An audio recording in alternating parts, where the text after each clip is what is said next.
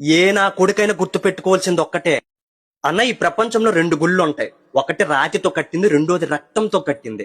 రాతితో కట్టిన గుడిలో దేవుడు ఉంటాడని నమ్ముతాం. అక్కడికి వెళ్లి కొబ్బరికాయలు కొట్టి దండం పెట్టి నాకు అది ఇవ్వు ఇది ఇవ్వు అని కోరుకుని కోరుకుంటాం. ఆ దేవుడు కరుణిస్తే మన పని అవుతుంది, లేకపోతే లేదు. నువ్వేమైనా అనుకోరా, అక్కడ భక్తి ఒక వ్యాపారం.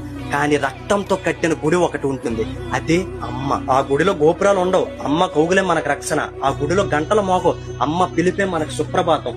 ఆ గుడిలో నైవేద్యాలు ఉండవు, అమ్మ పెట్టే గోరుముద్దే మనకు అమృతం.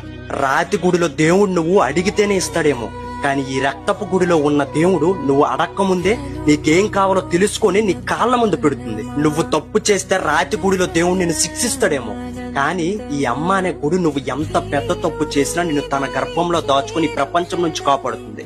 ఏ నా కొడుకైనా గుర్తు పెట్టుకోవాల్సింది ఒక్కటే, రాతి గుడికి వెళ్తే పుణ్యం వస్తుందో రాదో తెలియదు, కానీ అమ్మ అనే గుడికి సేవ చేస్తే ఆ దేవుడు